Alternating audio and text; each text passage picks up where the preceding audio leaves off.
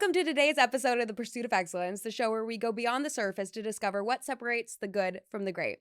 And today I am so excited to have my guest, Dr. Jen Welter, who I'm going to rattle off all kinds of statistics that are just absolutely out of this world. So 1, sports psychology consultant, keynote speaker for Fortune 500 companies, first woman to coach the NFL, 15-year professional football career, first woman to play a non-kicking position in men's football, running back, 2 gold medalists with Team USA, 4-time national champion with the Dallas Diamonds. She has coached across NFL, AAF, XFL, and USA Football. She's also the founder of Gridiron Girls and a best-selling of Play Big. Welcome to the show, Dr. Jen. Thank you. It's so good to be here. Anytime we can talk about the pursuit of excellence, I'm in. I love it. Same. I selfishly, when I created this podcast, it's really to get, individuals like yourself who have achieved such incredible feats, who are making a meaningful impact in the world, to be able to share that gift and help cultivate talent and cultivate, cross disciplines talent is incredible. So I'm excited to dive into your story and what you are building and what you've been able to, achieve and discover. So I always like to start out understanding, what your perspective of excellence is. How does that show up for you? Wow, that's such a broad question. Yes. So I'm gonna go a little bit different than most people think. And it's real world magic. It's where our fluidity of expertise lies. So if you look at expertise theory, which part of my dissertation was in, and we go to learning and get really, I love to geek out. So, this is the PhD. I love it. Me. So I'm going to take you through a basketball progression. Think about a little kid with a basketball for the first time and bouncing the basketball. It's the whole world, right? It takes every bit of their focus. If they look up for a second, the ball bounces away. So that's the beginning of skill acquisition. It's very thought heavy. It's very focus intensive. And you're like, bah, bah, bah. And if the ball bounces away, it's tragedy. As we start to get past that cognitive phase, bouncing the basketball is really easy. Right? We know what it is without looking, and you can start to bounce the ball and maybe take in a little bit more information. So it starts to be automated to an extent, and then the cognitive load comes in when I see something I haven't seen before, so maybe a different pattern to my teammates or things like that. And then by the time you're in expertise phase, it's like the basketball is an extension of that human, right? What they can do with a basketball is really like magic. We watch it, whether it's the Globetrotters or LeBron James, you see it and you're just in awe. And that's a very physical display of what any of us can do in our own field of expertise. It's that magic. It's the fluidity through which we take all of the challenges that we've faced, and we can come up with solutions and interconnectivity because you've been there, done that so many times, that what is so hard for someone when they're first learning is it's an extension of breathing in self. And that is the phases of learning and what expertise tells us, and what most people don't ever get to see, but we've seen it. We just don't necessarily put it into those. So when I look at it, it really is that real world magic, and all of us have it in certain areas of our life, and where that magic lives is where we've invested time. And that's when you hear the theory of 10,000 hours and what it takes to truly develop that expertise. It really is where we've put our time, and also how that combines with the things we might be kind of naturally surrounded by or good at, which then we get validated and then we're like, ooh, I'm going to put more time here. Yeah, no, I love that you took it there because I can nerd out with you all day. My mom's a PhD in communication, and part of what my family's consultancy was built around was experience-based training. And so when I'm dealing with, fast track talent and executives who need to be in high pressure situations, and we've built business cases and they need to present and negotiate them, we utilize tactical visualization for it to become second nature. So basically fast tracking that progression that you just described so that it becomes an extension of them from the cerebral standpoint, because it's one thing to understand something intellectually. It's another thing to put it into practice. So I love that you've been able to break that down and translate that.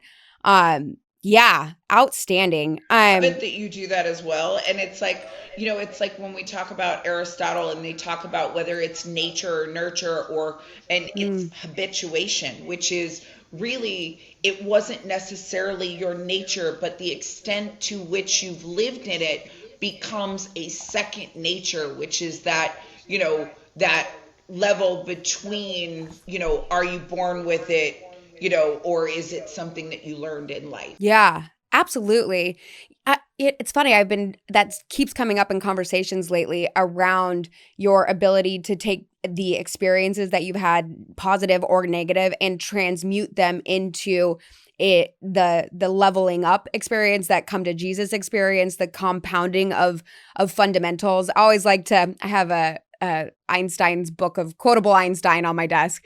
And so I always talk about his quote that says, you have to master the fundamentals before you can get creative. And so really fine tuning every single day, those basic non-negotiables. How do we become excellent? How do we define success? But the questions are always the same. It's how we adjust. How do we answer them today? And really, if we don't master the fundamentals, that creativity turns into anarchy. And I'm sure you have seen that, with all of the research that you have done and all of the experience that you have had, with all the coaching that you have done and the players that you've worked with.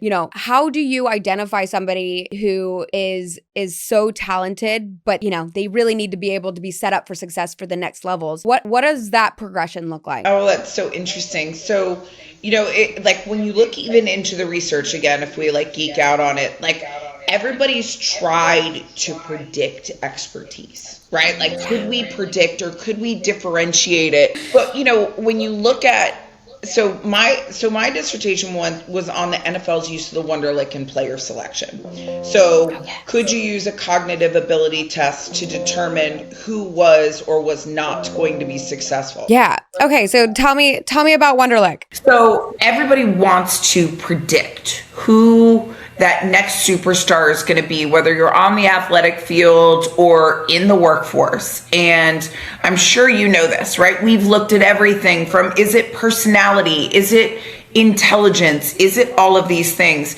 And what we found is, in terms of the sensitivity required to predict success, very, very difficult, right?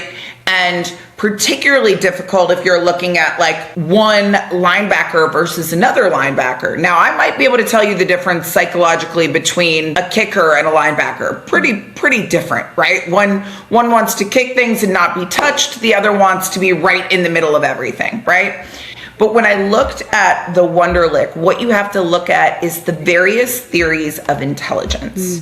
And so you get to go deep into things like Sternberg's theory of intelligence, which talks about kind of that practical intelligence and how, we talk about somebody being street smart. That was the first time I really saw it as an applied intelligence. You see Gardner's theory of intelligence, where we have, whether it be a performer or an athlete or a mathematician, looking at all those excellences as different fluidities.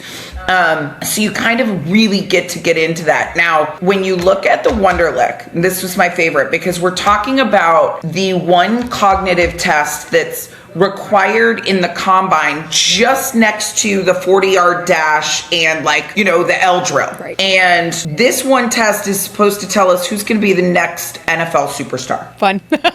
Perfect. Okay. So I want you to go back to the SATs. God bless. Yeah. And tell me if a short form of the SAT you think could have protected or could have projected who the starting quarterback of the team should have been. Oh, yeah, that's wild. It's wild, right? And so what you learn is that intelligence in the beginning can help somebody, whether or not they self-select something to, it's a little bit predictive. But even in like Simon and Chase's theory found that even in something like chess, that your IQ theory wasn't predictive of success in the same way that like your time on task was. Now, again, we might self-select out, and that's a bias, right? Like if something is just terrible for me and something else I'm really good at, I'll probably choose to invest there. But imagine thinking that I'm already an expert in this thing. I've already become one of the very best in the world.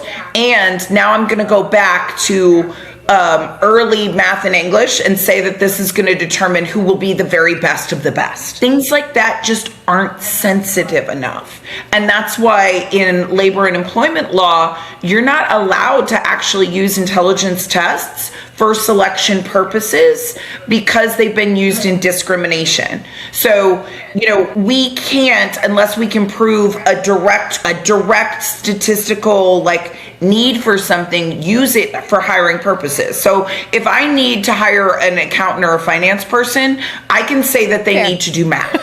Yes. Fair enough, right? Like I don't want my accountant to not be able to add. Okay, this is germane to the task.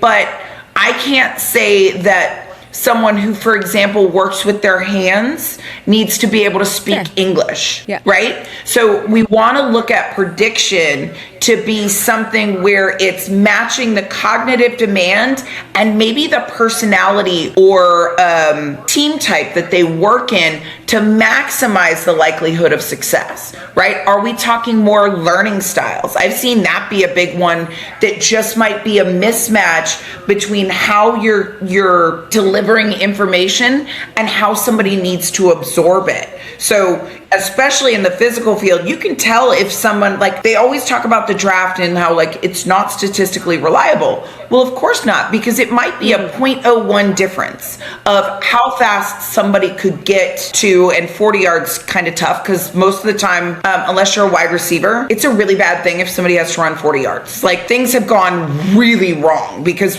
plays don't go 40 yards. They might go 3, right? So we can look at where those differences are and how you match them up better. Does that make sense? But it's unreliable because that little difference in physical ability might actually be better predicted in how fast I can read the play to then be able to take the steps to get to the 40 yards. And so when you look at expertise research, the only place that they really found that you could predict success or predict expertise was in referees, where referees, inexperienced versus beginner versus experts, could pick up more things on the field faster. So they knew where to look and what to look for, not just oh gosh, is something wrong, because there's so many things going on. And so again, that talks about your ability to connect dots very quickly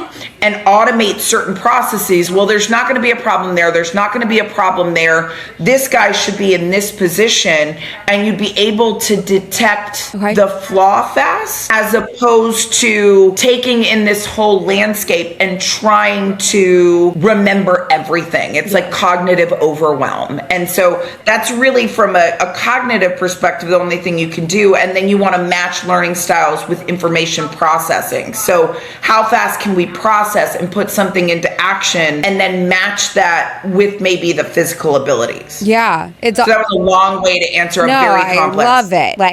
I love the nerding out. It's really interesting because, that ability, once you get to that expert level, is almost the flow state, right? You know the game inside and out. It becomes flow, so you can preemptively predict, patterns. And so I'm curious, when you are, evaluating players and you're stepping into new teams, especially with your initiative with Gridiron Girls, and you're looking at cultivating talent, what is it that you first do to evaluate your baseline and build the training program to get them where they want to be? Yeah. So it really, first of all, it depends, and a great question. It depends at what level you're starting. Okay. I've done everything from, we're starting with you for the very first time. Yeah. And in that, I tell anybody, if this is your first football experience, the most important thing is that you're not going to remember everything that we teach you, but you'll always remember the way that we make you feel. And so what I want to create in that is that you feel good coming back, right? Because if you're not willing to come back, you don't have a chance to progress to expertise. Yep. We can teach you some skills. We can also set up a mentality for the beginning. So in the beginning phases of everything, and I think we've lost this a lot in youth sports, it's as much about what you learn as the delivery and how you learn it. Do you feel good about, I don't care if you made it to step 10 or to step 3,000 in day one, you should feel amazing about what you did that day, right? The delivery should be positive, the messaging should be positive, the feedback should be accurate and not personal, meaning if you did something wrong, it's not what's wrong with you. It's, hey, is everything okay? Or how can I help you learn that, right? Because labels stick, especially early. So making sure that we're giving feedback regarding a skill, not a person. So we really set up an environment to be positive and successful, and also one that is supportive of learning. It's not just high fives and hugs, you did that terribly. That's not what I'm saying. But it's that you feel good. Hey, did you feel like I was hard on you today? And I'll be like, yeah. I'm like, oh my gosh, that's because you deserve it. Wait, what? Right? My feedback is a gift, so that they feel good when they get feedback, because they know that I see their potential. So it's framed in an intentional way, and the day sets them up for wanting day two. Okay, that's basic stuff. And creating environments where questions are important and they're valued, and the process and the mess is embraced. That's what sets you up to then be more likely to want to go to day 2, day 3, day 4, day 5, right? Because we've created that environment. So that environment is not as much about critiquing someone's ultimate success as it is to create a desire to engage in whatever you're doing to whatever extent you're meant to do it. Whether it's, you want to play pro one day, or you just want to be able to go there and feel good and have fun with your friends, right? So that early learning environment is very different. When you look at, so I just had an interesting project. I was overseas helping to evaluate and field a flag football team that was made up of some current flag players, but also some players who were coming from different sports, and to predict, could they convert into flag players? Okay, so they don't have the depth of expertise of maybe deep football, but they have movement pattern expertise, and some of those would be more likely to convert than others. So in that, you're looking at, do you have maybe hand softness? Okay, so that you could catch passes. So basketball tends to require hand softness, netball, whereas a tennis player may not have had the same hand-eye coordination or the same, ability with their hands. So a tennis player, I might be able to convert to softball easier, right? Because that's what they've been doing. A soccer player has good agility, but they may, and if they played basketball, they may have agility and hand speed. So really evaluating more of the movement patterns, and then how fast can they learn the football stuff skill related, right? So, can we take and teach them patterns that they then learn fast, and can they evaluate the strategy of football? Yeah. Whereas when you're at the top level, you have to assume that they've had access to great coaching. So then you kind of say on a skill level and on an athleticism level, they should be relatively relatively close, unless maybe somebody was coming out of college. Sometimes there are disparities if you're on like a big time D1 program versus like a small college somewhere, right. Okay, because they may just not have had as much access. But you start getting into, now we're fine tuning that the athletic ability is pretty close. Now your predictive mechanisms are cognitive and psychological, right? Like we've seen that players who are in stable relationships have a longer career trajectory. You know why? Because, they're not out in the club all the time, right? And they've got a soft place to land at home, and they may have a more supportive base.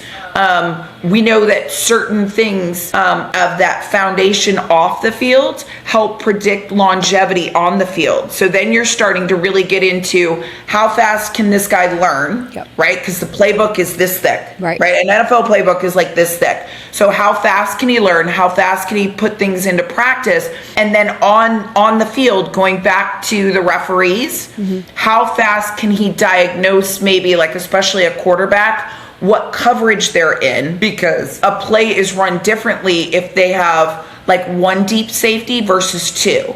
And so can you process that information and put it into play? Because it's not just the physical ability. Everybody has to have that to an extent. Yeah. How fast can they learn it, and how fast can they activate it? Yeah, I love it. If you were to identify or prioritize one thing that you can measure about an athlete, what would you choose? Ooh, I don't know if there's one. Yeah. I think cognitive is really important. Okay. But I also think being coachable is really important. How do you define that? Because I know I have a very clear perspective on coachability, and not everybody understands what it means to be coachable, because they think that they get feedback and translate it into action. They, read all the books and figure out and try to translate it. How do you define coachability? So one, I think a big thing that you can see, first of all, is like a love of the game or a love of what you're doing, right? It's like, if you love what you're doing, you never work a day in your life. So you know that when somebody has a deep passion for it, they're willing to put in the work. Okay. So that's one part of it. Like I really like to see people that are lovers of the game. They'll watch more film, they'll show up early, they'll stay late, and then it's the receptivity. Now I think feedback and being coachable too, like that's a coach-athlete relationship. And some people have not had great coach-athlete relationships. And that's a tragedy to me. One of the most precious things in this world are the people that we have an opportunity to coach and impact.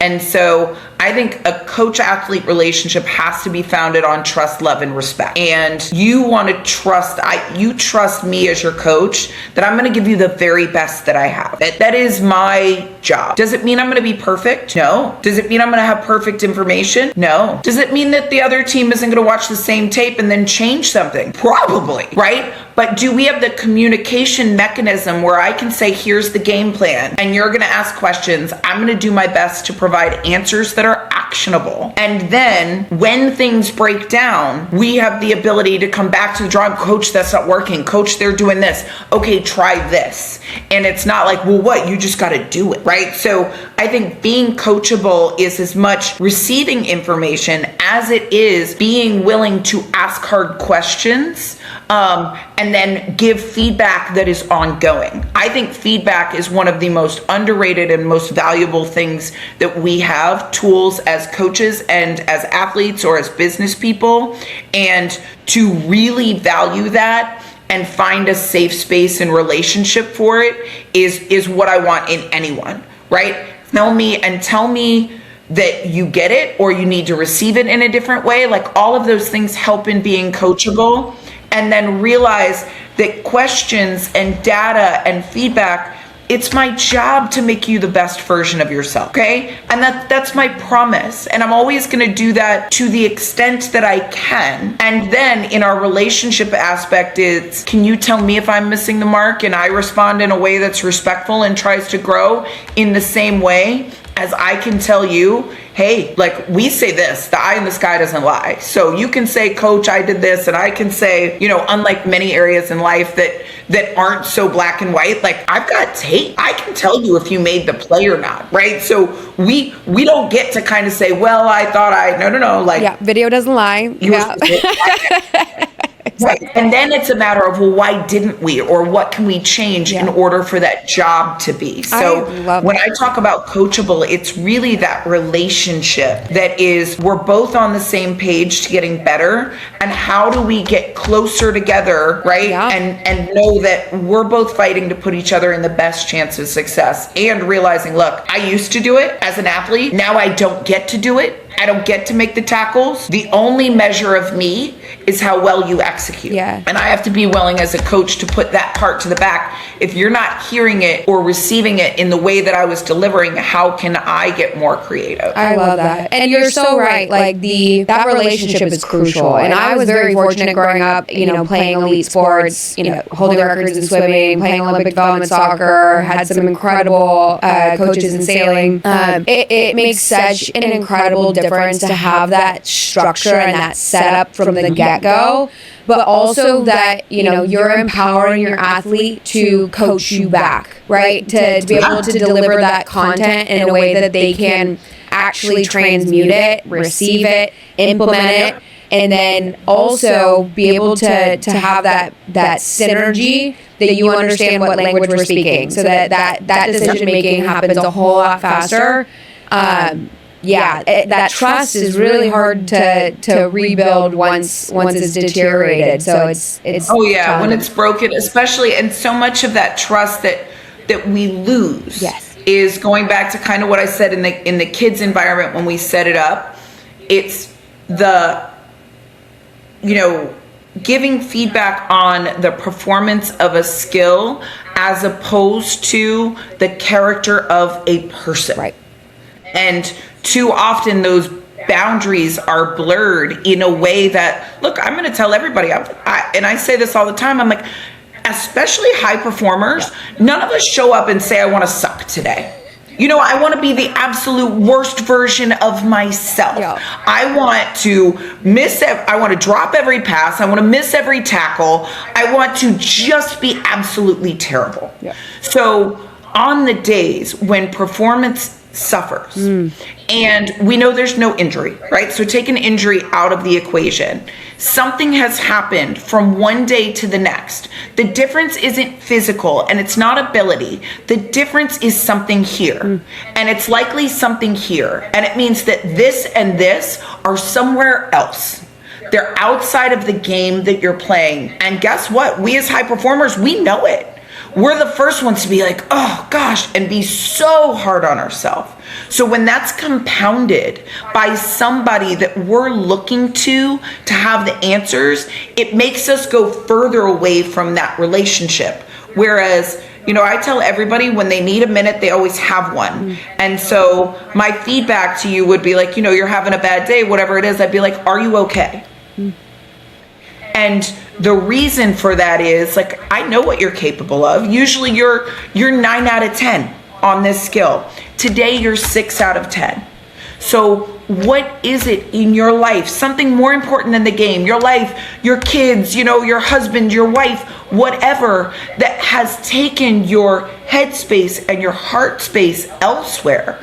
Because until we can address that, and until I can bring you back to present, this is not going to fix itself.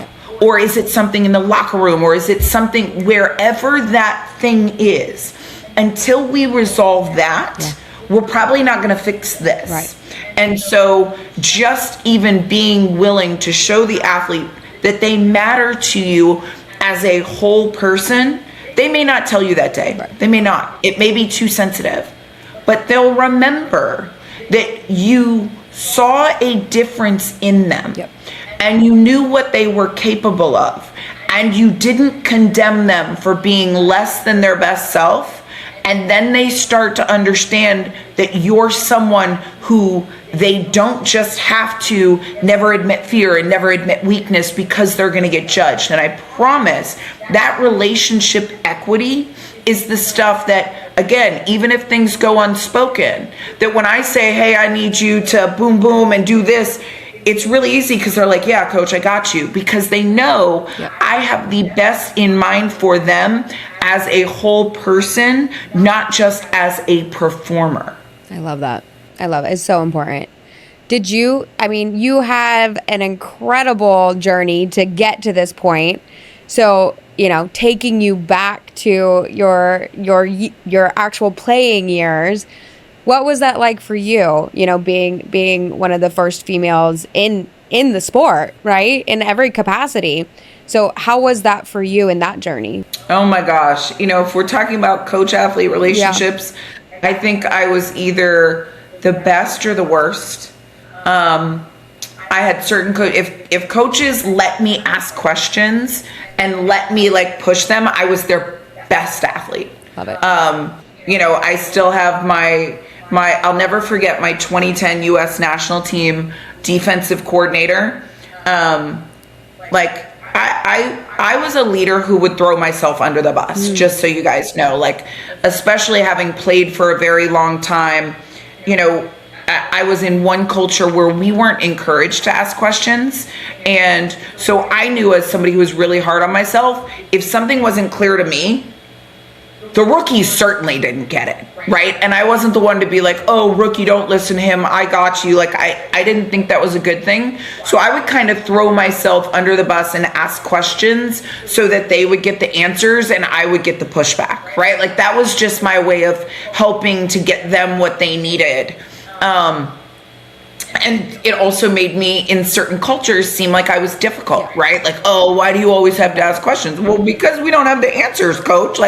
Somebody needs to ask it. And so, I found myself having lost a little respect in that culture because it wasn't encouraged. And meanwhile, I'm studying coach-athlete relationships and feedback. I'm going to be that person. I'm studying it in school, and I'm getting everything I'm told coaches shouldn't do, you're doing it, right?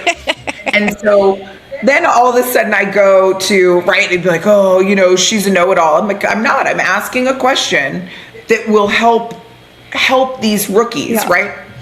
And so then I go to the U.S. national team and my coach is there and I, ask him a question and he just looks at me and he goes, oh my gosh, that's such a good question. Okay. Come on, guys. And he starts drawing it up on the board and he was just so thrilled that I had thought about something. And I was like, I love it. Wait. He was just jazzed. Right? It's this is the best thing in the world. That is such a good question. And you're right. You couldn't do it this way. So if that happens, you got to do this. And I just remember being it's wild how the ego plays. What if I was coached like this every day? Yeah. How good would I have been if I had somebody who loved the fact that I was thinking deeply about what we could do on the field. Exactly. And, and that defense was the most dominant defense that's ever been fielded in international competition, a part of an iconic team, Team USA, which was the first Team USA ever fielded in 2010, over 3 games in 1 week, by the way. Wow. Okay. So for those of you who talk about Thursday night football, I don't feel bad. We had 3 games in a week. And I do hate Thursday night football too. From a coach's standpoint, shortened week is really difficult. But imagine 3 games in a week. So 3 games in 1 week, we defeated the world 201-0. Wow. Over 3 games, nobody scored on that defense. And I always go back to, and we didn't have a ton of coaches. We had one defensive coordinator who had to handle everything. He had to handle all of our questions, all of our drama, all of our storming, forming, and norming, because we went from being enemies, playing each other weeks before, to teammates to go take on the world. I mean, it was the wildest thing ever. But so much of it was this culture of we are in it together. It's one team, one mission. We're on mission gold. And all questions were truly good questions. And I think that was one of the things that was really foundational for me in what I wanted. Was we had so much fun as a defense. We were so well prepared. I mean, we had this swagger that was like unreal. And he did one of the coolest, funnest things. You know how you break down opponents? Yes. So all of our opponents, he would give like a supervillain story to. I love it. So like, I still remember Team Finland, which was our second game, had players number 7 and number 11, and he called them Venom and Viper because they were basically interchangeable, and, you know, wrote down their strengths and weaknesses, and we had game plans on how we were going to take them on. But it was like, it was so fun and so competitive, and it made so much sense. And instead of saying something like, hey, I got number 7, gosh, the other team has no idea, we'd be like, hey, check Venom, right? Like, and they were play calls that were unique to that team, so another team couldn't be like, oh, if they say Venom, it means this. And so there were depths of level of preparedness and fun and really getting on the same page that, you know, I've taken those lessons with me in every situation, not even just coaching job. That's how you really maximize players. You find ways to reach them, and then you can teach them. And, you know, and I still think about that, because the difference of me as one of the best athletes to ever play the game, right? And I mean, I was among the best. I wouldn't say I was the best, but I was one of them. Yeah. I could be the greatest of the greatest, right? Like, me and Ninji Martin, both of us together, led the U.S. national team in tackles. Wow. And I'm 5'2", so wow. She's like 7'10". No, she's not, but she's like a foot taller than me. We used to laugh, right? Like, I was her like midget twin. But like, we led that team in tackles, and my physical ability hadn't changed, and the competition was better, and I'm, you know, leading the team in tackles when you're on an average team is one thing, but leading the team in tackles when you're already the best in the world is quite a different thing. And that was the same athlete. Yep. In a different culture. Yeah, the differentiator is that fun. So I love that you have had that experience.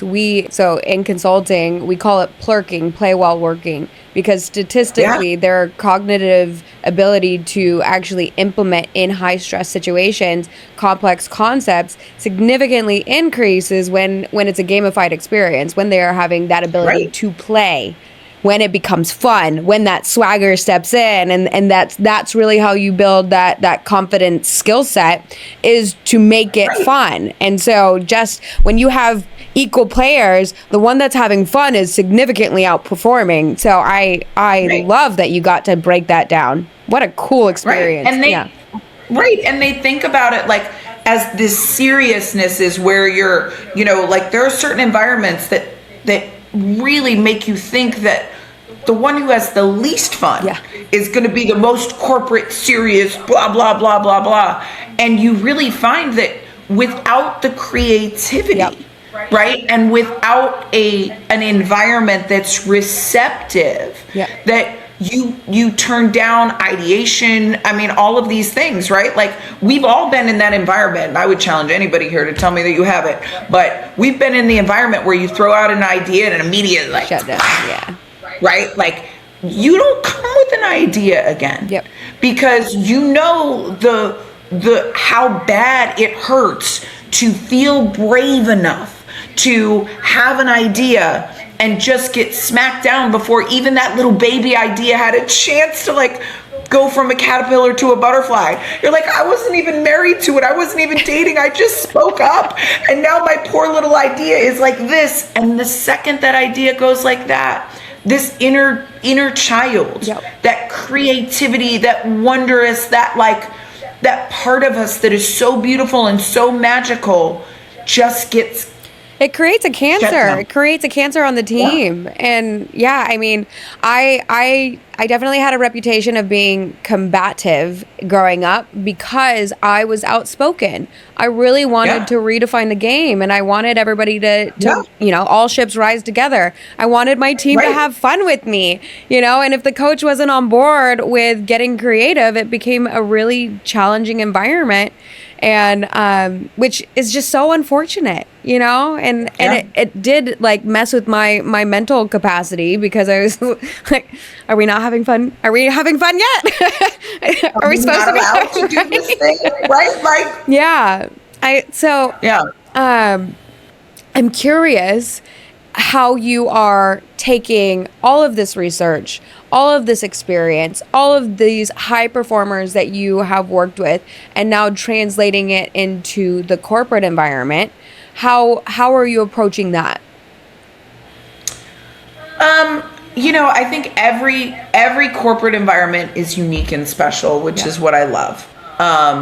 And anytime somebody brings me an opportunity to work with a team, to talk to them, like I love to deep dive and say, okay, where are we at? And what do we, what can we do to shift this up? Like one of my favorite programs that we do from a corporate perspective, I have a program called A Day in the Life. We'll have to get you out to it the next time we do it.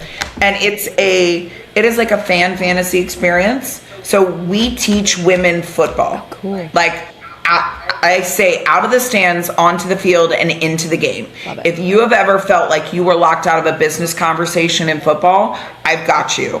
We teach you how to read a playbook, what the positions on a football field are, how to run a route, how to catch properly, how to throw properly. And yes, ladies, every woman should know how to tackle. Not only is it the best feeling in the world, but it's a business and life imperative. Love it. So, we do all that, and then we show you how the chess pieces fit together in a game that I like to call full contact chess. Because when we take you in that, we've done it for corporations or for individual groups, when we take you through that, you realize like, here's this thing that so many women had like, oh, I can't do that, or that's a boy's sport, or a hands-off attitude to. And we show you that with great coaching, you can do anything. Then you can take that and clearly go, okay, now let's have, based on what we talked about in football, let's have a teamwork conversation. Look, on a football field, we have muscle, hustle, and crazy. Okay? That's how the positions are. It's the muscle up front. They're in the trenches. The hustle is your peripheries, right? That's your wide receivers, your DBs, your highlight reel folks. And then the crazy is a little bit of both. Those are your linebackers, right? Like we have to be in the run game and the pass game. And then you can personality-wise literally say, like, if you had to choose one of these, where do you fit? And then you can start to look at, okay, on your team, what does that look like, right? Your hustle players are probably your salespeople, right? They're your out front. They have the big wins, the big losses, right? They're the ones people talk about, this, that, and the other. Where your trenches people, they don't always want to be talked about. They just want to do the job. Yeah. Right? Yeah. And then you have like your linebackers like me who can be in the trenches, we'll get down and dirty, and then also we can step up in the highlight reel, but we might have to quarterback the play and not be the one out front. Yeah. So, you can really look at and take some of those very, very fun, applicable things and then get into corporations in where they are and kind of shake things up. And I just personally find football such an easy backdrop to do that and have some fun conversations, because there's a reason why people use sports in business, because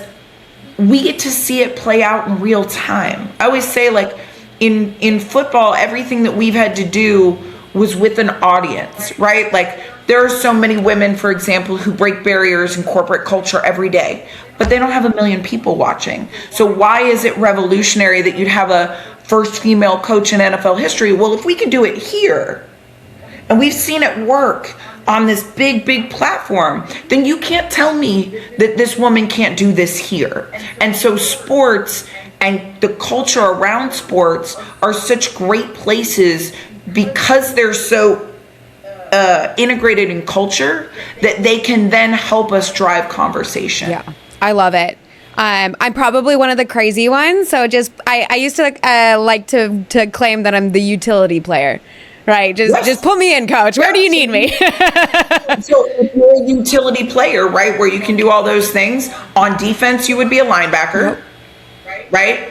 And on offense, you would be a quarterback, running back, or wide receiver, because all of those have roles in the pass game and the run game. Okay, I love it. I love it. And that's why I say, that's why I'm like, it's muscle, it's hustle, and it's crazy. Like, you have to want to be integrated in everything. I mean, on defense, like, literally the offense is trying to find which mouse will bite the cheese, and that's us. They're trying to make the linebackers wrong, right? Like, I used to say our job is Mr. Can't Get Right. Okay. Because when they do something like a play action pass, for example, they make it look like a run so that we'll step forward and then they could pass the ball right behind us. Yeah. Right? So, you know, we are literally set up that we are kind of like, ta-da. Yeah. You know, we got to be good at everything all the time. And there's a little Houdini over here. Yeah. Sleight of hand. I love it. Yeah. So it's so funny. I played intramural in college because I hung out with all the guys, right? So they would make me step in and play flag. So I know just enough to make my way around in order to, the hand-eye coordination was always challenging. So that'll be the work in progress. Yes. But that's all right. Amazing. But then again, that's also why you're on defense. Yep. Yeah. Let me tackle. Usually they say, and you know, I mean, I've been on defense, so I can say this. And for a linebacker, I think I probably have a world record in the amount of people I've taught to catch now because of all my camps, which I laugh because that was certainly not what I was known for when I played. But as DBs, right? They're hustle players. And people will always joke and they'd be like, yes, and if they could catch, they'd be on offense. It's true. So we literally in football have a place for everybody. I love it. I love what you are doing and how you are doing it. You know, something I always like to keep top of mind, you know, especially when I'm doing my annual strategic plans or, you know, stepping in to work with a new client, is talking about, you know, the legacy side of what we are dedicating our meaningful impact towards. So if you know, you woke up tomorrow and nothing existed, what would you want to have been remembered for?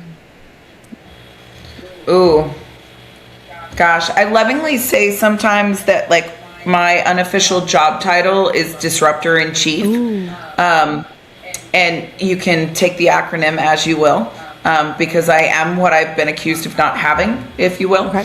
But I would hope that people would remember that I looked at a sport that didn't have a place for me or people who looked like me and championed progress for the right reasons. Even though I would say I probably have not always done the right things in hindsight, I don't think any of us have.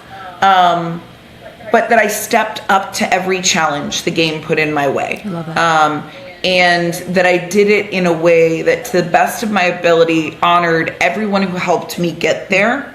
Because, you know, I think I said at the Cardinals press conference, which was terrifying, by the way, going from relative anonymity to an NFL press conference. I think I said you can't blaze a trail alone, otherwise you get stuck in the woods. Because even though you're the one out front, you didn't get there by yourself. You know, the motivation to, for example, play men's pro football was not that I was the one who should be doing this. I actually felt like I was exactly the wrong one to be doing it.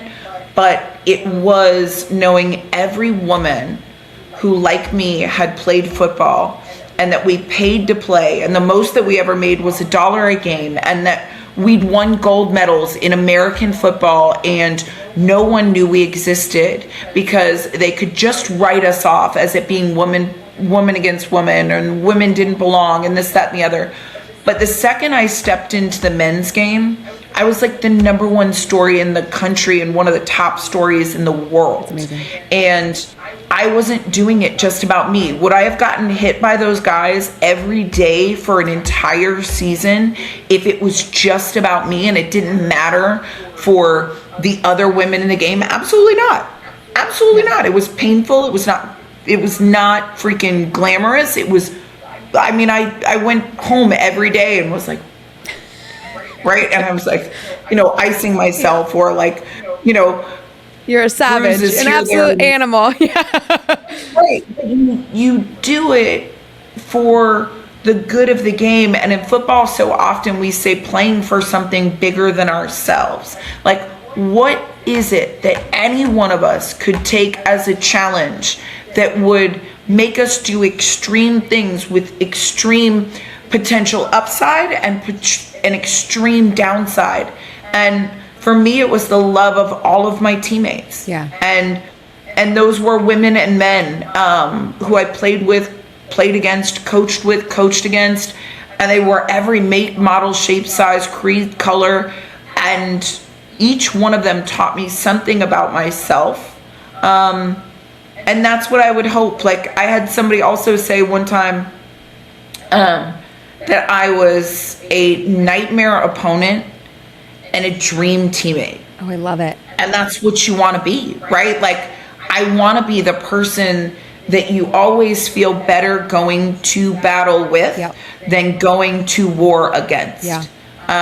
What a compliment. Because that's just what we're meant to be, right? You shouldn't want me on the other team. I should cause you problems. And when I'm on your team, you should know that I'm going to be one of the most fiercely loyal, in the trenches people you've ever met. And what I don't know, I'll try and learn. And even if I'm not the best woman for the job, if the job's mine, I'm going to do it to the best of my ability. And that's what I would hope people say. And I would hope that they said I did it in a way that inspired the next generation of girl to see herself differently. I think one of the most important part of my legacies has been like Gridiron Girls. And, I did flag football camps before it was where it is today, where now people are seeing the growth and the money and the opportunity for girls. But I've done 70 girls camps across the country. Wow. And I was out there when those girls were all being told they were wrong for loving football. And so many of them today have a belief and passion in the sport, not because they weren't good enough before, but because no one looked at them and said, you know what, the world's going to tell you you're wrong for this. And when they do, I want you to be equipped to not be shocked by it, but to take them and then say, like, let your game speak, or watch me work. And to know how proud I am of you, not for how you play the game, but for the fact that you're brave enough to step on the field each and every time that you do. Yep. I love it. I mean, what a mic drop right there. I love it. So as we wrap up, where do people find you? What are you working on right now? What's top of mind? How do people connect? Yeah, for sure. So my website is jenwelter.com. It is, full disclosure, being redone right now. That is not my strong suit. On social, it's pretty much Welter47, whether it be on LinkedIn or on Instagram. I think it's Dr. Jen Welter on Facebook and jwelter47 on Twitter. But, here's a really quick athlete cheat code: last name and football number. So, you can find a lot of us, especially in football, with that. And then I think what I'm working on, really, I'm doing a lot of speaking right now and consulting. So always love to get in the mix when it comes to that. I am working on some kids book stuff that's really important to me.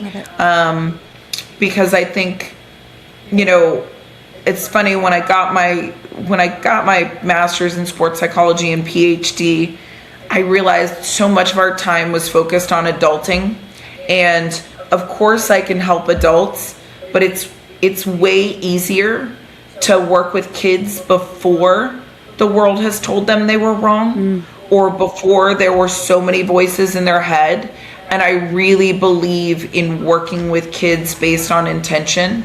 And so anytime I get an opportunity to work in that space, it's this space that for any adults like me who's had some really tough moments, I think when you're in the public eye, like it's yes, it's bright and shiny, but more than that, like it can be super ugly too. Yeah.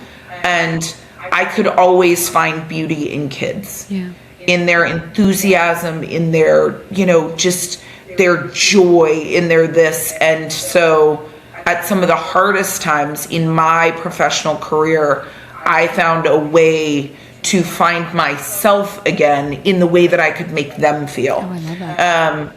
So I encourage any of you that are just tired of adulting to really like find where you can go back to your center and do stuff with kids. So that is one of the things I really want to do more of. And that is also how I'm pushing myself, is to expand and be more visible. I think sometimes I've done really big things and then I retreat into just loving my one-on-one. So now going back into being willing to have some of those bigger conversations and things like that. I probably just overthink things a little bit too much. So open to new opportunities and challenges always. I love it. Well, thank you so much for sharing your wisdom.